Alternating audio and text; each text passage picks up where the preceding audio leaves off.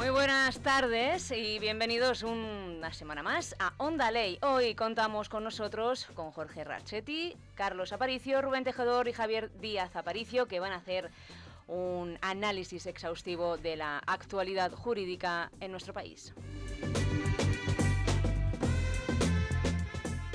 ¿Qué tal? Buenas tardes. Muy buenas tardes. Empezaré leyendo una sentencia del Tribunal Supremo en la que nos explica que la confesión tardía no siempre operará como atenuante, porque no existe una razón de política criminal que justifique que siempre y en todo caso, cuando el imputado por un delito confiesa su participación en los hechos, asunto Torres, deba haber atenuada su responsabilidad criminal, referido todo ello a los supuestos en que nada aporte a la investigación, por tratarse de un caso de singulares características absolutamente diáfanas. Sin embargo, es extensible a todos aquellos casos en los que la confesión, aun siendo extemporánea, facilite el desenlace de una investigación ya iniciada, pues aquí los efectos atenuatorios de la responsabilidad criminal estarán aconsejados. Razones pragmáticas ligadas a la conveniencia de estimular una confesión relevante para el esclarecimiento de los hechos hacen explicable que la ausencia de un presupuesto cronológico, es decir, que la confesión se produzca antes de conocer el imputado al que el procedimiento se dirige contra él, no se erija en el requisito excluyente, sobre todo cuando entre la atenuante genérica de confesión y la analógica puede predicarse el mismo fundamento. De manera que este fundamento atenuatorio no desaparece en los supuestos que el requisito cronológico ya no puede cumplirse. ¿Esto qué quiere decir? Que en el asunto Urdangarín, en el caso Torres, en el caso de la Casa Real, la estrategia defensiva tiene lógica y discrepo radicalmente de aquellos que dicen que está extorsionando a la Casa Real el señor Torres y que está extorsionando a Urdangarín, a la infanta, al rey y al príncipe. Me parece que es una estrategia defensiva legalmente prevista, que está dentro de los parámetros de la ley, que está dentro de una estrategia razonable, razonada e inteligente. Solo tiene un error que no desvelaré ahora, pero que hace imposible la atenuación de la pena cuando el responsable no se hace culpable de los hechos. Ese error debería saberlo su abogado y razonable sería también, como vengo diciendo, un juicio de razonabilidad que lo hubiera expuesto antes de confesar la participación de otros culpables. Lo que está diciendo el señor Torres es que la Casa Real, desde el primero hasta el último de sus miembros, está implicada en la trama Urdangarín. Y estando implicada en la trama Urdangarín, habrá que ver la responsabilidad de cada uno de ellos. La de la infanta, al modo de ver de los españoles, es clara. En este momento procesal debería estar imputada. La del rey también es clara, es inimputable. La del príncipe se adelanta por el señor Torres y se deja entrever que debajo de la alfombra habrá otras pruebas que pueda aportar al proceso. ¿Qué consecuencia puede tener que un imputado esté aportando pruebas a un proceso penal en contra de otro acusado? Que tiene un premio. El premio, lo he leído, dice el Tribunal Supremo, que aunque sea tarde, aquel que colabora en descubrir los hechos y la trama delictiva va a haber atenuada su pena, siempre que sea culpable. Lo que no es posible es atenuar la pena del que no merece pena. Si el señor Torres dice que es inocente, no debería estar barajando un atenuante. Pero que confiese la participación de los otros no es una extorsión, es deseable. Que aparezcan sus pruebas porque las aporta él no es exigible, porque existe el derecho a no declarar. Por lo tanto, aquellos que dicen que Torres debe ir a la cárcel para que el juez consiga las pruebas, se equivocan de cabo a rabo. Lo que cabe decir es que el juez tiene otros mecanismos a través de los cuales puede encontrar aquellas pruebas que están en el ordenador de Torres, o en el servidor, o en los medios que se han utilizado para que eso esté guardado. Y tiene en su mano la posibilidad de quebrar el derecho fundamental a no declarar contra sí mismo, haciendo una investigación paralela, buscando las pruebas él. Lo que no puede es pedírselas a Torres. Lo que está haciendo Torres es un favor a la sociedad española, que es decir que hay una trama criminal que parte de la mayor de las instituciones del Estado. Que esto sea verdad o mentira, no lo vamos a decir en la tertulia, pero que el mecanismo de defensa es razonable, no cabe duda. Que el sistema ha pedido a los delincuentes que hagan esto y les ha dado un premio cuando lo hacen, lo acabo de leer porque lo dice el Tribunal Supremo. Que esta atenuante se aplica habitualmente también es cierto, y a partir de aquí veremos a dónde lleva el proceso. Lo que sí digo es que nos hemos encontrado a un juez que se ha encontrado a sí mismo y está encantado de conocerse. Que tenemos un acusado o un imputado peligroso, no solamente para el rey, sino para el sistema español, para el sistema democrático español. Y que este imputado está usando el derecho. Bien, lo está usando bien. Esto no es una extorsión. El extorsionado, que diga por qué se siente extorsionado.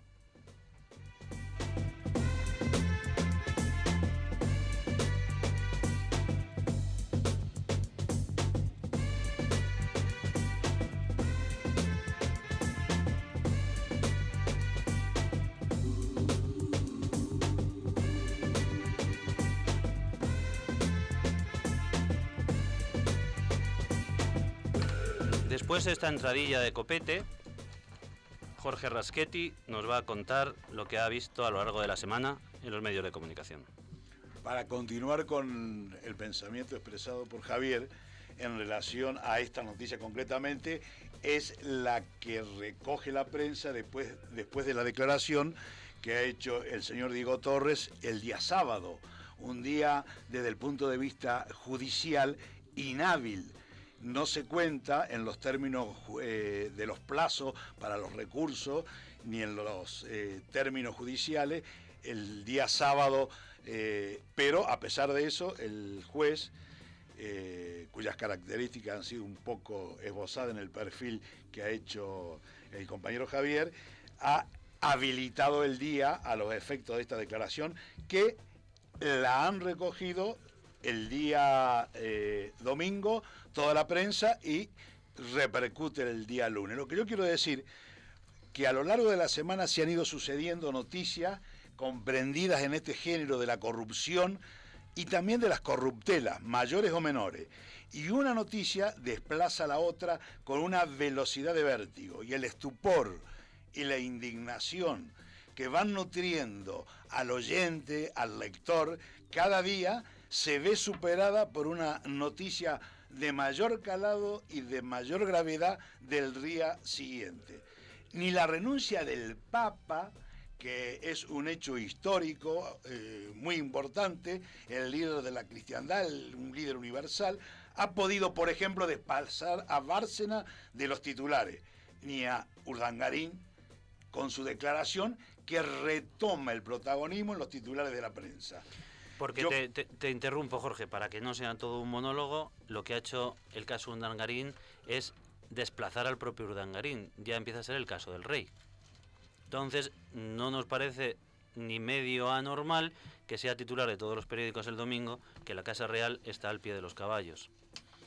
Exactamente, y digamos, ya si quisiéramos entrar en el tema de la vorágine de la noticia, con la cual quiero cerrar el pensamiento anterior, hay una nota de opinión en El País del domingo, suscrita por Jordi Soler, que es escritor, que dice: en este milenio el viaje que hacen los periódicos hasta los lectores va a la velocidad del instante. Todo lo que digamos hoy lunes aquí, destacando la gravedad de los hechos, mañana va a ser sepultado por una catarata de nuevas noticias, que esto hace que sea menor y cada vez el creciendo la ola va acrecentándose.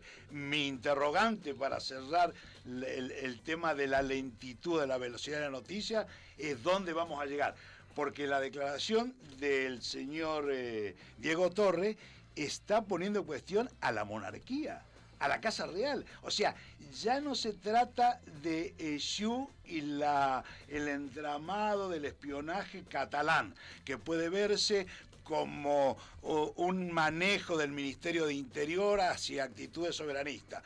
Ya no estamos hablando del PP y los sobresueldos o los pagos en negro.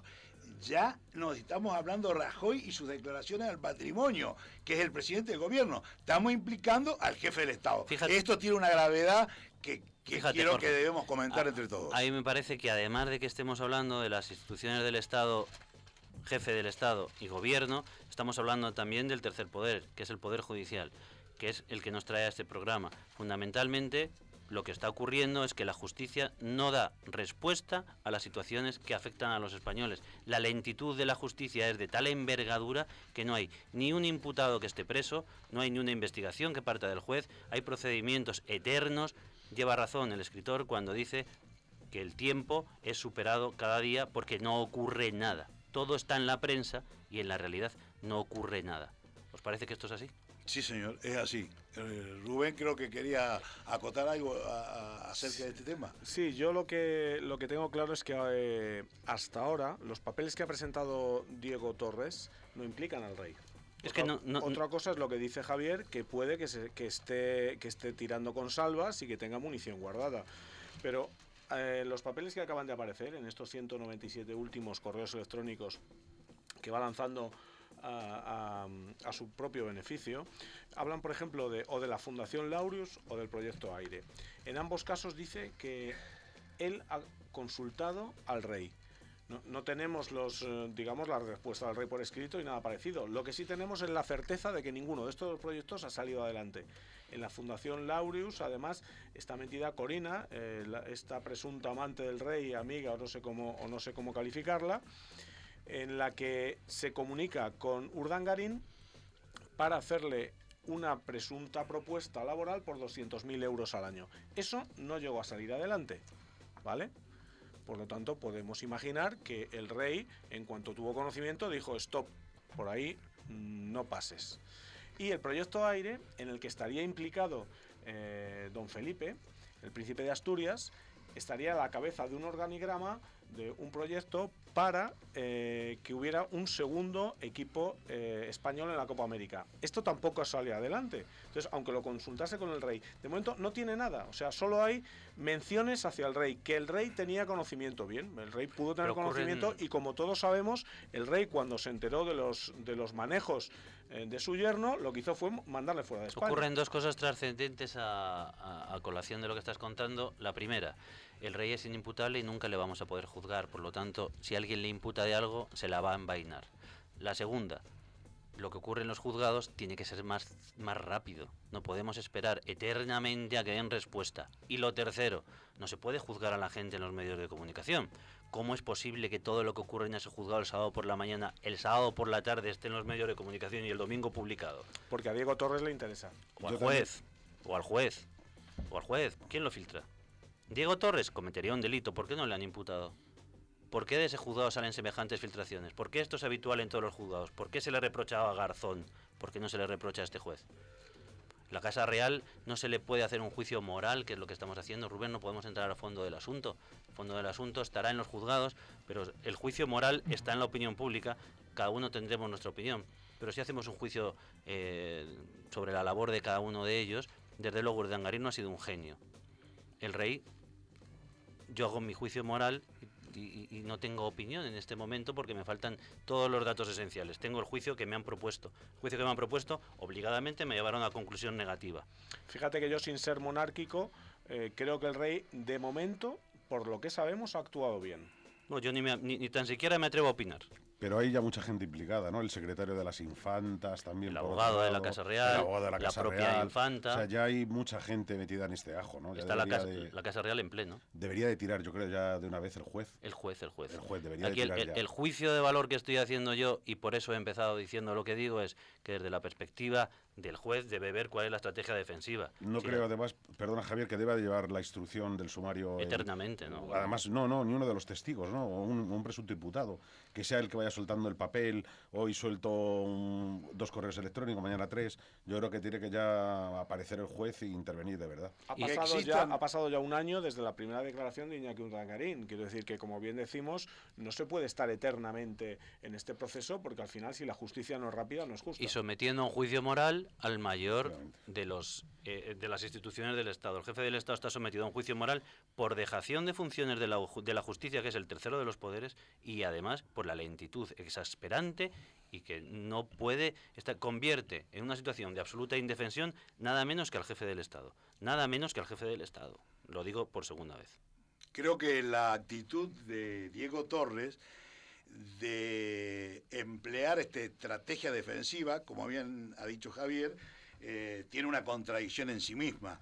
que supongo que desvelará más adelante. Pero además parte de un criterio absolutamente erróneo. No porque haya más imputados en un procedimiento penal, la pena que podría recaer se reparte entre todos y a cada uno le queda menos. En la medida que los hechos sean más graves, la pena será más grave y será para cada uno de todos los implicados que hayan tenido participación. De todos modos, estos correos que se reflejan en la prensa de una manera más o menos espectacular. Por ejemplo, la Gaceta del domingo pone en la portada un ventilador grande y la frase que podrían hacer ver al lector del papel que la Casa Real hubiera consentido determinados actos. Yo digo que por más que el yerno del rey mande un correo diciendo que su majestad me ha apoyado, su majestad ve con alegría que yo haga determinado negocio, carece desde el punto de vista del derecho penal de toda trascendencia. La mención, nada me impide ahora mismo, para conseguir tener más espacio para hablar en este programa, invocar la recomendación de su majestad. Javier, te mando un correo, el correo es mío, y digo, su majestad estaría interesado en que yo participe más activamente en este programa. ¿Que esto puede implicarlo al rey? No, de ninguna manera. Yo creo que no solamente es la garantía de inmunidad que tiene el rey en su carácter de jefe del Estado, sino la condición. Es que ni siquiera prueba que sea cierto que el rey lo conocía. Claro, pero ¿y por qué una cosa puede es que yo ser te diga cierto? Que el rey lo conoce y otra cosa es que es un el rey típico en tráfico de influencia. Claro. Hacer ver a otras personas para engañarle de que tengo el consentimiento, el apoyo o el auspicio de una persona muy importante, que perjudica en la lectura del periódico, porque alguien no demasiado listo puede pensar, es cierto, pero ¿quién le va a creer al señor Urdangarín? ¿Quién le va a creer después de todas las mentiras que ha dicho? ¿O vamos a creerle más a él que al rey, cuando el rey ni siquiera tiene que desmentir? Está más allá del desmentido del contenido de estos correos. Y lo digo que no soy monárquico. Jaume Matas, cuando se le preguntó por qué le pagó 2 millones de euros a Iñaki Urdangarín por organizar un congreso, dijo que es porque era el duque de Palma. O sea, evidentemente, Iñaki Urdangarín lo que ha hecho ha sido abusar de su condición de miembro de la familia real para enriquecerse, además, ilícitamente. Y además no pagar impuestos por ese enriquecimiento, o sea, la cuadratura del círculo. Yo creo que hoy por hoy Iñaki Urdangarín es el cortafuegos necesario para evitar que el desprestigio total y completo de la Casa Real. Iñaki Urdangarín creo que va a acabar en la cárcel. Sin ánimo de juzgar el caso que estamos opinando, yo apunto, y cambiamos de tema, un dato. Un imputado ha confesado hechos que afectan a terceros. Hasta ahora no ha confesado la culpabilidad de ninguno. Los hechos que afectan a terceros conllevan, cuando son ciertos, una atenuación de la pena. Estratégicamente está bien elegido. Además, podría reparar el daño causado devolviendo parte del dinero. Estratégicamente estaría bien elegido. Y si además a quien acuso es nada menos que el rey, intuyo que estratégicamente buscará solución para que su hija no vaya a la cárcel, para que su yerno no vaya a la cárcel y para que la mujer, que es mía, no vaya a la cárcel y para que yo mismo no vaya a la cárcel. Estratégicamente no me parece ninguna extorsión ni ninguna estupidez.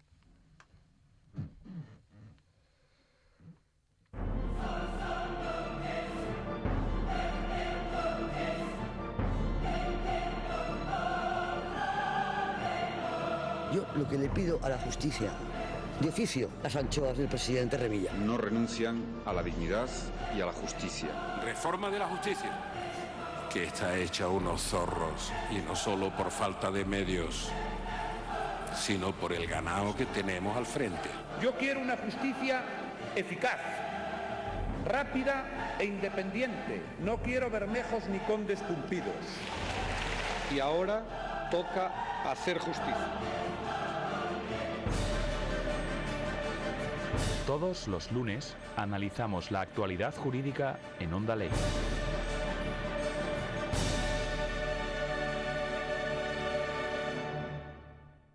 6 litros de leche, 8 yogures, 6 botellas de agua. Y con La Caixa, 150 euros en descuentos. Ahora y hasta el 30 de noviembre te regalamos un pack con cupones de descuento para tus compras diarias. Tráenos tu nómina y descubre cómo conseguirlo en lacaixa.es. La Caixa, tú eres la estrella.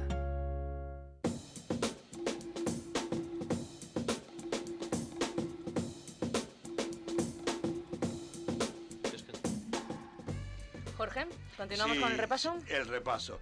Arrancamos, digamos, el programa es el día lunes, la selección de noticias son las que vienen apareciendo en los titulares el día martes, miércoles, jueves, viernes, sábado y el domingo, que es el cierre de la semana.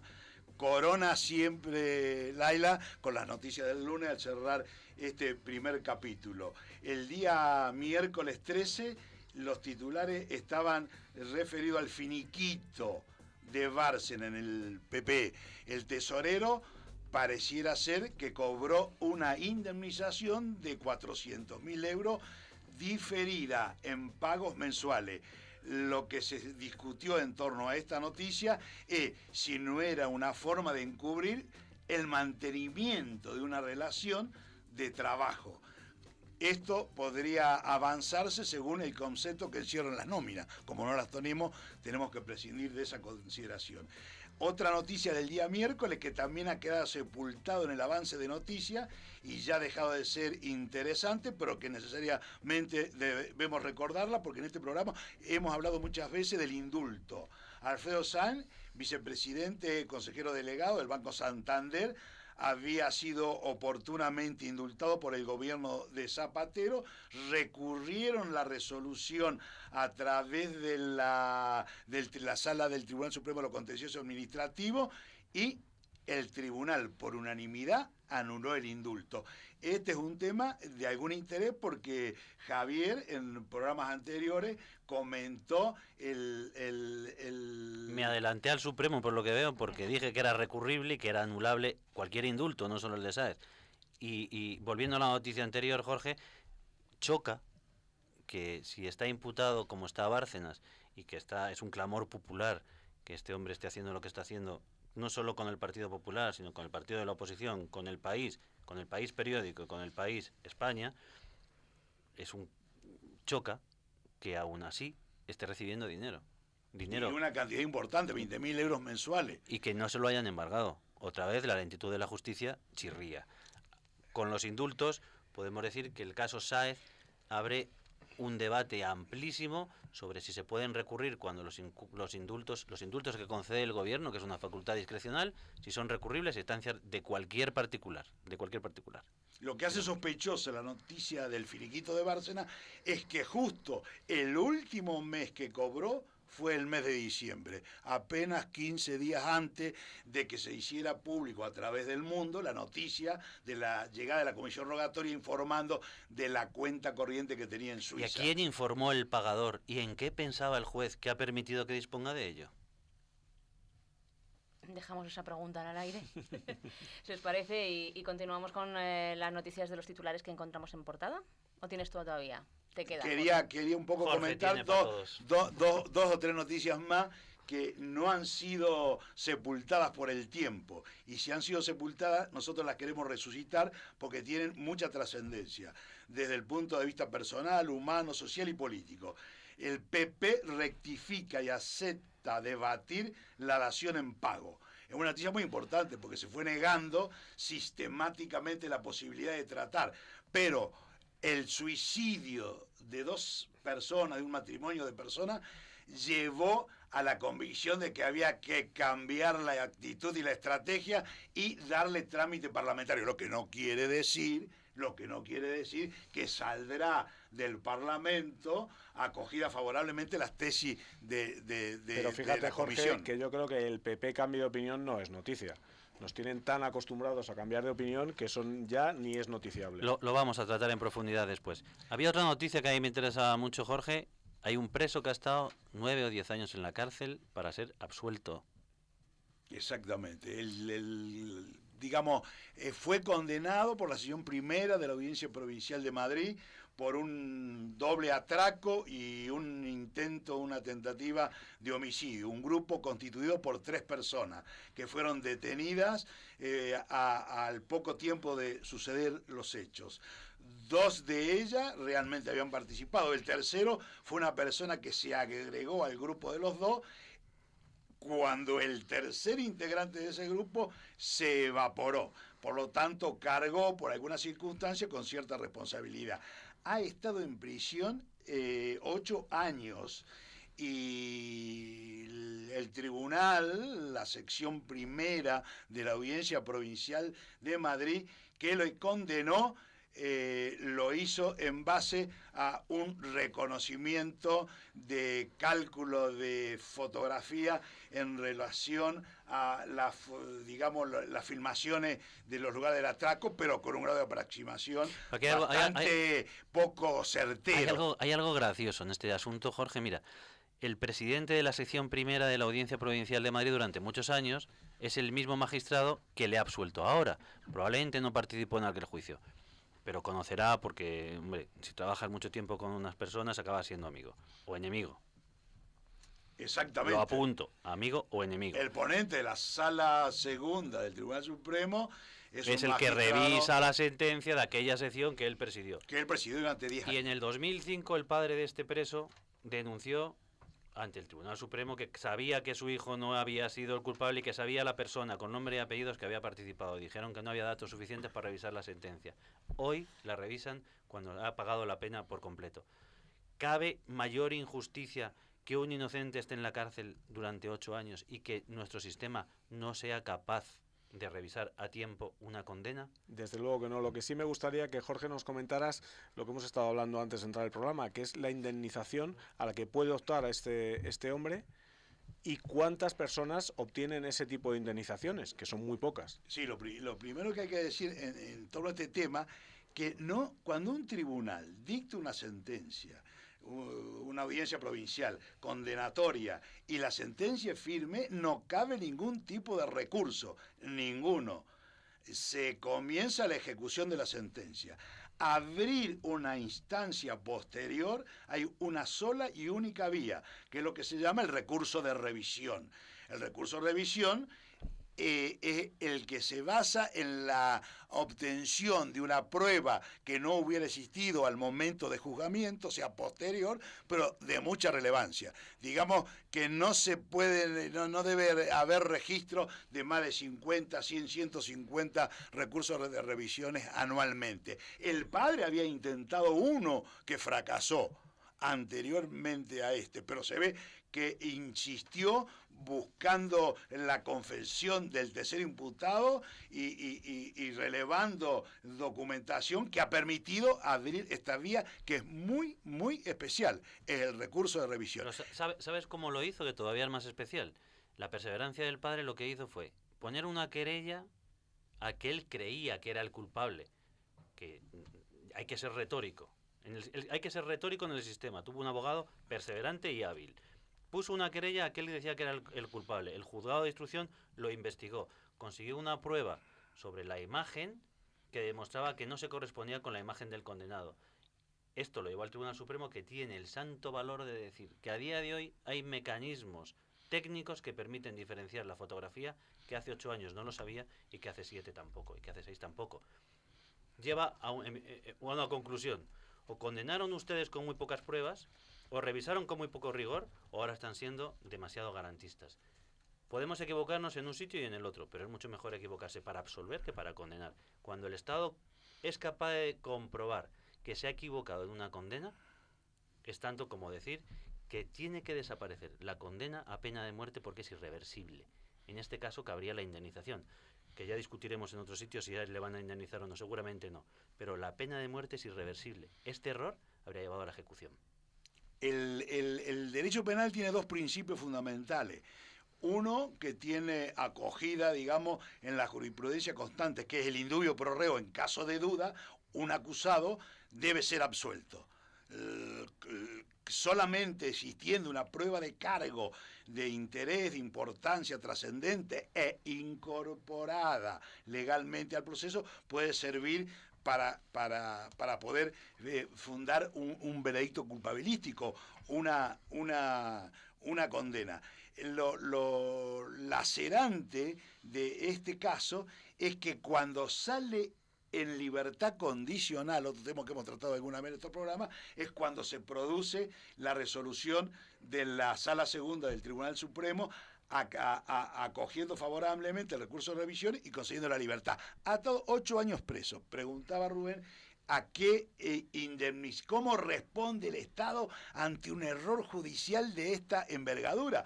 Este señor entró con 20 años y a los prácticamente 30 sale en libertad. Le han roto la vida. La indemnización que se prevía hasta hace muy poco tiempo era una cantidad diaria por el tiempo de prisión preventiva, que normalmente se otorgaba a aquellos que obtenían un auto de sobreseimiento libre o una sentencia absolutoria. 100 euros diario por el tiempo de prisión que habían sufrido cuando había una sentencia posterior absolutoria.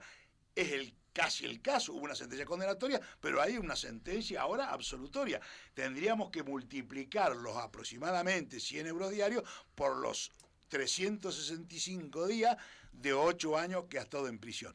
Pero la más moderna jurisprudencia europea ponen un obstáculo a esta posibilidad de indemnización, porque anteriormente se permitía indemnizar al que había sido condenado por un hecho que después no existía como hecho delictivo, o no hubiera en un hecho delictivo tenido participación. Pero este aspecto, el de la participación en un hecho delictivo, ha sido quitado en la última legislación europea que ha acogido la Sala de lo Contencioso Administrativo.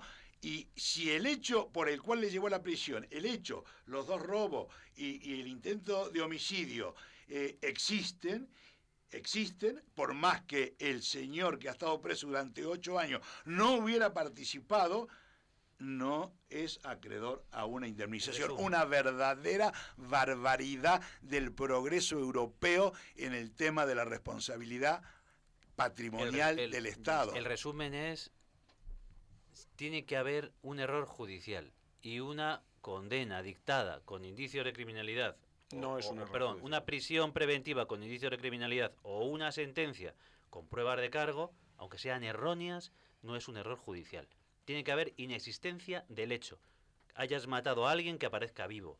En ese caso te indemnizarán. Si no, te has comido tu cárcel y verdes las han segado. Este es el razonamiento. Una verdadera barbaridad en contra de los derechos individuales. Yo apuesto a que no le indemnizarán. Me gustaría hacer el juicio. Y a mí, ir a comisión además. Yo apuesto a que sí. Sí, pues iremos a comisión todos. Leila, dinos las noticias del día. Las noticias del día son las siguientes. En las versiones de papel, en El País, encontramos que Interior otorga alta prioridad al espionaje en Cataluña. La cúpula policial se reúne para investigar la filtración de los informes. Esta es buena. Hay que parar un poco, Leila, porque lo que está diciendo la prensa es que existe una mafia dedicada a investigar a los partidos, jueces, empresarios, pero empecemos no por la investigación, sino por la palabra mafia. Existe en el Código Penal la asociación de malhechores, asociación mafiosa que dice el derecho penal italiano, asociación de malhechores que dice el derecho penal francés, asociación ilícita que dice el derecho penal español. Las noticias traducidas son que los partidos políticos son asociaciones ilícitas que se dedican a delinquir y a investigar indiscriminadamente la intimidad de las personas, cometiendo delitos de revelación de secretos. También continuamos con que Urdangarín se jactó del apoyo del rey después de dejarnos. Los correos entregados al juez recogen las gestiones del yerno. Algunos de los 197 correos que el ex socio de Iñaki Urdangarín, Diego Torres, ha entregado al juez revelan que el duque de Palma alardeó ante sus socios de que el rey apoyó activamente sus negocios en Valencia. También encontramos en la portada del País: la marea blanca se extiende por España. Rajoy quiere abrir una nueva etapa sin recortes. Y Anticorrupción pide al Partido Popular la cuenta en la que ingresó las donaciones. ¿Y para qué? ¿Para qué pide la cuenta en lugar de investigarla? La pide por las buenas. No, pero por las buenas en el derecho penal se piden pocas cosas. ¿Qué os parece? Que el fiscal te diga, ¿lo ha matado usted mucho, un poco o un rato? ¿Qué os parece? ¿No es mejor que descubra el cadáver? Además, siendo pero es tan que la igualdad fácil. ante la ley ya sabemos que muchas veces que no... Pero sí, es que esto es inexplicable, que no está al alcance de la autoridad el investigar las cuentas. Es la pregunta que hacíamos la semana pasada.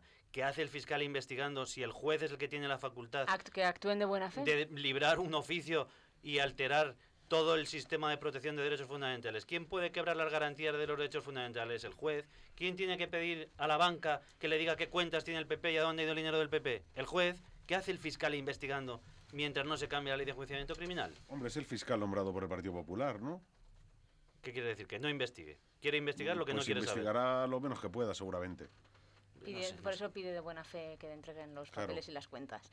Continuamos. En El Mundo, cambiamos de periódico y en El Mundo, en la versión digital, Oleguer Pujol ha regularizado 3 millones en un paraíso fiscal, al igual que su hermano Josep, y como hizo en su día el padre de Mas, hace un mes aseguró que solamente gestionaba activos de terceros. Corina y Urdangarín hacían los negocios e informaban al rey, titula El Mundo en toda su portada. Te envío mi cuenta bancaria para poner al día nuestras operaciones, comunicó el duque de Palma a Corina, y le he mandado copia a tu suegro y espero que esta propuesta disparará cualquier duda que tengas. Le hizo saber Corina el 22 de febrero. Le contesto, yo también te quiero. Y un tercer correo que dice, perdona mi silencio estos días, pero quería consultarlo con mi suegro y con Alberto Aza, le contestó el marido de la infanta. Y también en portada la foto haciendo la peineta de Bárcenas cuando venían a hacer el esquí de Canadá. Esa es buena también, porque resulta que el PSOE pide hoy, a raíz de que ve una peineta, que le quiten el pasaporte. Los 22 millones de euros no llevaron a esta petición.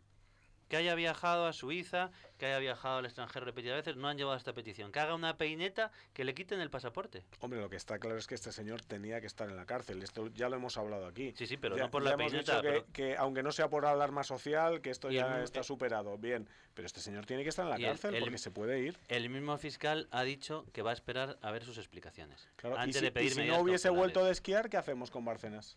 Si no hubiese vuelto de esquiar... Pues en busca y captura. Mandarle ropa. Claro. Que hace y mucho frío en Canadá. Se lo mandaría también. Mandarle ropa, que el dinero ya lo tiene. Y continuamos. Cospedal pone una demanda civil contra Luis Bárcenas. Esta mañana he leído que Cospedal ponía una querella contra Luis Bárcenas y contra el país, y ahora la han cambiado por demanda civil. Y el Papa pide a la Iglesia que reniegue del egoísmo. Y en el ABC... Rajoy quiere bajar los impuestos el próximo año. Que reniegue del egoísmo la Iglesia, por Dios. Y la trama de los espías destapan la guerra sucia en el seno de CIU, el sectarismo vuelve a deslucir la entrega de los Goya, y el 79% de los despidos por el ERE de Iberia se concentrarán en las bases del país. En las versiones digitales, las que están más actualizadas, encontramos que El País, en portada, el PP recurre a la teoría de la conspiración para proteger a Rajoy. Arenas defiende la transparencia, pero no aclara ninguna circunstancia relativa a los papeles del extesorero y denuncia una batalla para sustituir al presidente del gobierno. Anticorrupción busca la cuenta de donaciones de Bárcenas. Bolivia expropia la filial de Abertis y Aena. Cargas policiales en Barajas. Chávez regresa a Venezuela. Urdangarín se jactó del apoyo del rey después de dejarnos, contra noticia de los correos del duque. Y los obispos reciben de Hacienda 247 millones del IRPF. Eso en El País, en la versión digital. En la versión digital del Mundo, también actualizada, con la policía carga contra empleados de Iberia, el rey Juan Carlos conocía las gestiones entre Iñaki Urdangarín y Corina. Y ETA lamenta el daño a ciudadanos sin responsabilidad en el conflicto. ABC Noticias, la portada es lo de la huelga de Barajas. 5 trabajadores de Iberia detenidos durante la huelga. Morales nacionaliza la filial de AENA. Y ETA lamenta el dolor causado a quienes son ajenos al conflicto. Y también que Rajoy quiere bajar los impuestos para el año 2014. Y por último, en la Razón Digital, foto de la portada de la huelga. Morales expropia la filial de AENA. Chávez anuncia que ha vuelto a Venezuela y, bueno, una foto. Y la mujer que se ha quemado a lo bonzo en un banco de Castellón, me lo habéis quitado todo, reclama. Y terminamos con una cita de Plutarco que dice: es bello obtener la realeza como premio a la justicia, pero es más bello aún preferir la justicia que la realeza. Lo de Chávez, que conste que lo citamos en un programa de derecho por delincuente. Sí. Vuelve de Cuba a Venezuela por delincuente. No me mires así, Jorge. Yo soy chavista. Por eso. A mí lo que me ha Estando encantado... en esta situación de salud, yo lo que ruego es por su alma si hubiera un desenlace fatal.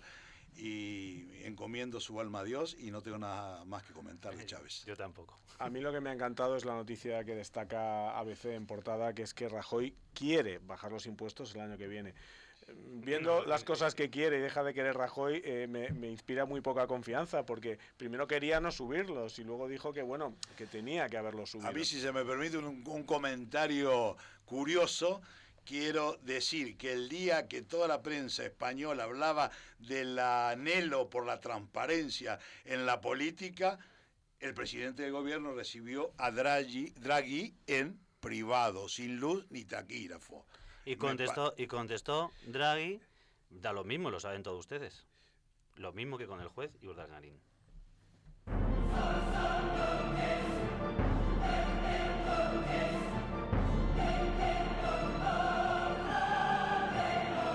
Yo lo que le pido a la justicia, de oficio, las anchoas del presidente Remilla. No renuncian a la dignidad y a la justicia. Reforma de la justicia, que está hecha unos zorros, y no solo por falta de medios, sino por el ganado que tenemos al frente. Yo quiero una justicia eficaz, rápida e independiente. No quiero bermejos ni condes tumpidos. Y ahora toca hacer justicia. Todos los lunes analizamos la actualidad jurídica en Onda Ley.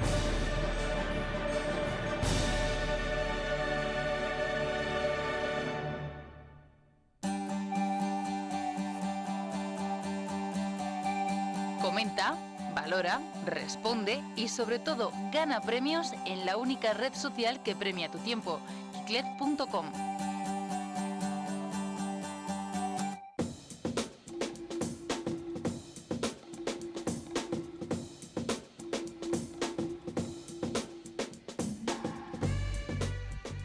Me ha llamado a mí la atención también que esta semana en el Congreso de los Diputados han tenido que volver a expulsar al público, incluso detener a alguno, que reivindicaba la política de dación en pago para evitar los desahucios masivos y una reivindicación social a favor de los pobres, por decirlo de alguna manera.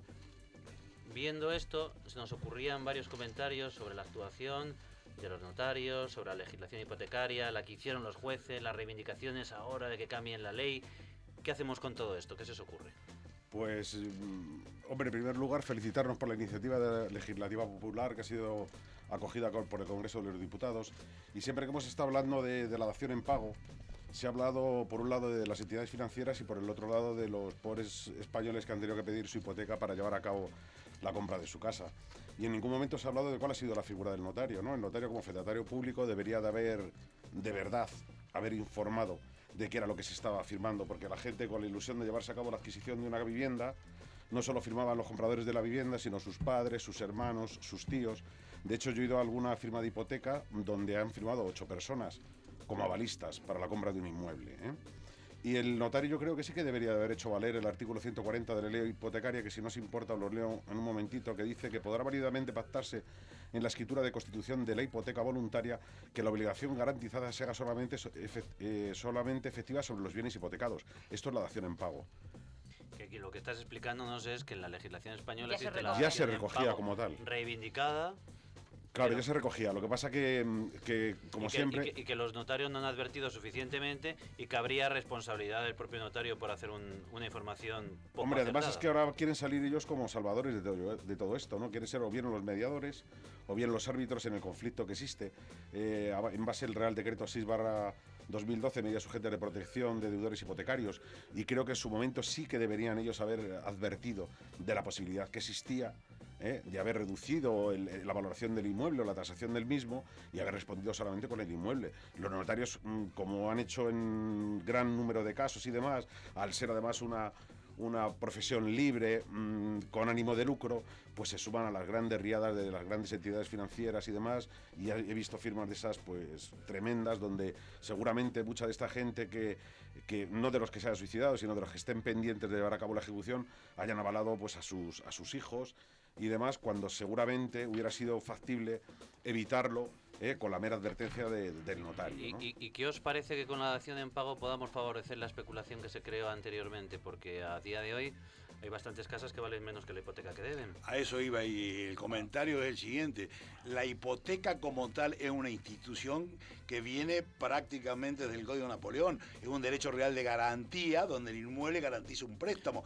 En el derecho anglosajón hay una variable que la devolución del inmueble comprado libera de la deuda. En la legislación nuestra, europea, americana, eso sudamericana, latinoamericana, no existe. Acá hay más de 1 millón de propiedades que valen mucho menos de lo que el propietario adeuda.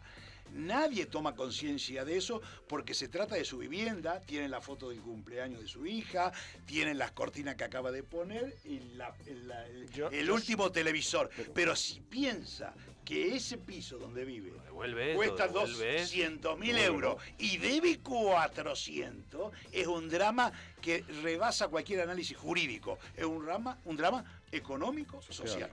Pero ha habido 2 sentencias, perdonar, de la Audiencia Provincial de Navarra y de la de Gerona, que ha dicho que dado que la tasación además era realizada por el propio banco, aunque no cubriera al 100%, la entrega del inmueble sería suficiente como dación.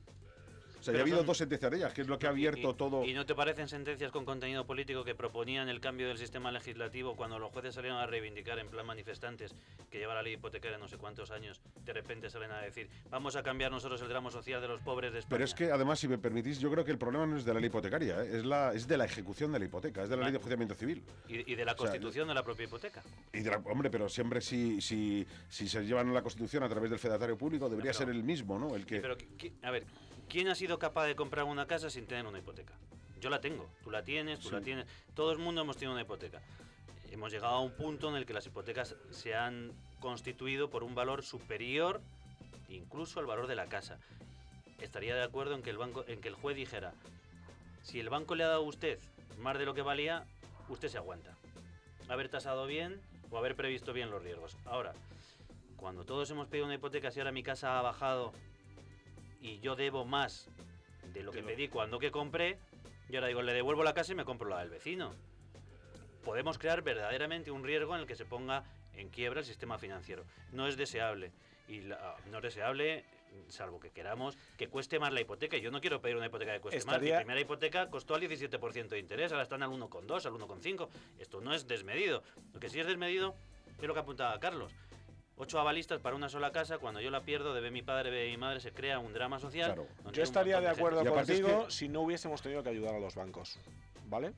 Yo estaría de acuerdo contigo si no hubiésemos tenido que ayudar a los bancos, porque solo a Bankia ha habido que darle 23.000 millones de euros que hemos pagado entre todos nosotros, que si dividimos el número de españoles que estamos cotizando a la Seguridad Social, estamos hablando de que cada español le hemos pagado 2.000 euros de nuestros impuestos a Bankia. ¿Por qué? Por una mala gestión. Ese es su problema.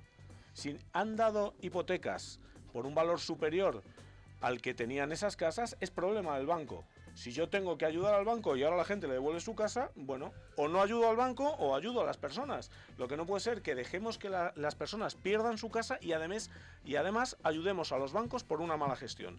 La dación en pago... Y además que esas familias, aparte de perder la casa, tengan que seguir pagando la deuda hasta que la terminen. Eso es. La dación en pago es un parche que mejora la situación actual, pero no es una solución al problema, porque la dación en pago dejará a las familias sin vivienda. El Estado tiene que proveer, según la Constitución, de una vivienda a esas personas. Es imprescindible que haya un parque público de viviendas en alquiler, porque no me sirve de nada que la gente devuelva la casa, solucione su problema y ¿qué hacemos? ¿Tenemos a familias en la calle? No nos podemos permitir eso. Pero es más grave aún que teniendo mi casa deba el doble de lo que vale. Por supuesto, eso entonces, es más grave, porque además estás en la calle. Claro. Lo que habría que hacer, que esa es una propuesta que se ha hecho en el Congreso de los Diputados, es blindar la vivienda habitual, para que no te puedas quedar sin tu vivienda habitual. Entonces, ¿cuál es la manera de hacerlo? Bueno, estudiémosla. Estudiemos la manera de que el banco se pueda quedar con tu casa y tú le pagues un alquiler al banco, pero que no te echen de tu casa si es tu vivienda habitual. Porque claro, hablar del tema de los desahucios es una cuestión muy amplia y se pueden desahuciar también locales comerciales y se pueden desahuciar naves y terrenos y segundas residencias. Pero la vivienda habitual es un problema mucho más grave. ¿Tú crees, Carlos, que el notario que ha informado mal y el Estado que ha cobrado el 1% de impuesto por actos jurídicos documentados tendrían responsabilidad en la firma de una hipoteca en la que no ha habido esa información obligatoria según la ley? Hombre, yo creo que sí que habría responsabilidad, pero... Te digo por constituir una asociación de abogados contra los notarios, nos forramos. Sí, lo que pasa que los notarios siempre se cubren de... Saben ustedes que están llevando a cabo, van a responder con todos sus bienes presentes y futuros. Yo creo que se tenían que haber adelantado a todo eso. Haber dicho, no, aparte de esta forma de hipotecar los bienes o de garantizar el dinero que usted le entregan, existe esta otra. Valórenla ustedes. No pidan esa cantidad de dinero porque la gente no solo se ha comprado la primera vivienda, la ha amueblado, se ha comprado un BMW porque el banco te metió el dinero por los ojos. O sea que sí que creo que deberían haber informado de otra manera. Y haber mediado y haber sido justos mediadores en el mercado, que es lo que ellos deben de ser. Todos haber equiparado a las partes. Son responsables en la burbuja de inmobiliaria. Todo, el notario, el que vendió, el banco, la empresa tasadora. Todos son responsables, pero solo pierde uno, Jorge. Solo pierde uno de las partes. Exacto. Ahora, ¿qué pasaría si 1 millón de personas que viven en un piso que vale 200 y deben 300, mañana los devolvemos al millón? Entregas a ese piso, bueno, se lo entregas al banco y ya está, los no pasa bancos absolutamente tendrían 1 millón de pisos más el millón de stock, 2 millones, sería el derrumbe del sistema financiero y del régimen de la propiedad. Y de la burbuja inmobiliaria, porque de golpe bajaría muchísimo el valor de los pisos. Claro, decían que los perros flautas, en este caso, podrían ser son los ganadores de todo. Podrían ser los que se cargaran el sistema financiero. Los perros flautas hipotecados. Se cargan el sistema financiero. 1 millón de devoluciones no lo soporta el Estado español ni la Unión Europea. 1 millón de viviendas que valen la mitad, digamos, de valor real de las deudas contraídas es la quiebra de todos los bancos. Y sin embargo en Estados Unidos sí existe la dación en pago. Sí, porque otro sistema. En Estados Unidos la vivienda valía cara, pero ningún banco llamó a un señor y le dio dinero para que compre la casa, para que compre un coche, para que la mueble, para que pague la hipoteca y le dio 5.000 euros de premio al director que constituyó esa hipoteca. Pero esa fue, no voy a ser yo el que ponga la autoridad sobre la vuestra, pero fue el sistema con el que llegó el problema a Europa, que fueron las stock option, que en Estados Unidos, cuando no había dinero, cuando los ricos habían pedido todo lo que querían, los bancos empezaron a dar dinero a los pobres sabiendo que no se lo iban a devolver. Y luego nos lo colocaron a los un poco más tontos. Pero acá hemos multiplicado el efecto, acá hemos dado dinero para comprar un coche. Y Estados Unidos ahora está creciendo. El boom inmobiliario que se dio en el estado de Florida, especialmente en Miami, otra vez está repuntando y de nuevo se están recuperando. O sea que precisamente el sistema de devolución de las casas ha servido para que el crack allí fuera mucho más rápido y mucho más fuerte, pero la recuperación haya sido también mucho más rápida. Se sinceró la economía, digamos que desde el punto de vista que yo no comparto del neoliberalismo, fue la solución. Bueno, vamos a hacer otra pausa antes de irnos.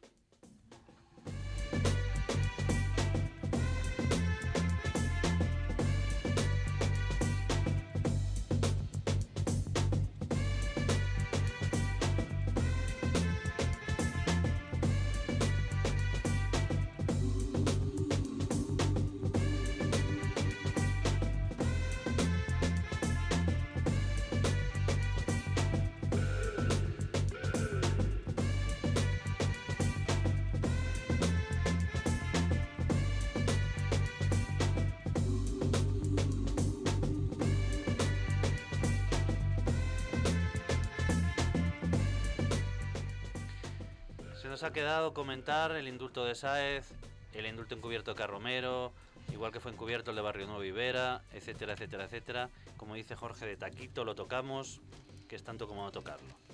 Hay que decir una sola cosa, el gobierno con la prerrogativa que tiene de otorgar indulto puede hacerlo, Lo que pasa que lo que no puede es excederse.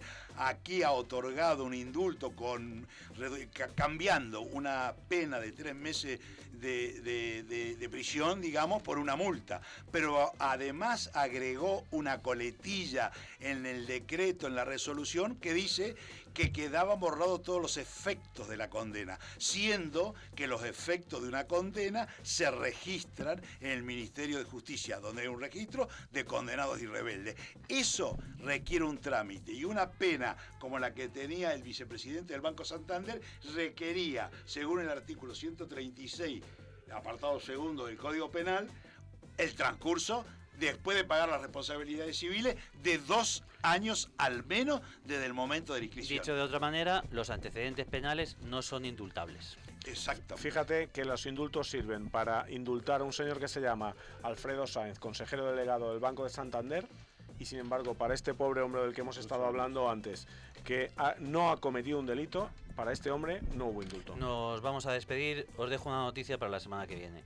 Bankia, Caja Madrid, va a ser juzgada, se ha abierto el juicio oral por delito fiscal, una responsabilidad aproximadamente de 12 millones de euros, cuando Caja Madrid salió de la comunidad y empezó a comprar sucursales bancarias. Uno que fue ex cliente mío, porque ya ha muerto, contó la trama. ¿Por qué se ha muerto? Van más de 12 años. Más de 12 años. Aquí nadie acaba preso. Bueno, pues esto ha sido todo. Jorge Raschetti, Carlos Aparicio, Rubén Tejedor y Javier Díaz Aparicio. Muchas gracias y hasta la semana que viene con más justicia. Gracias. Adiós.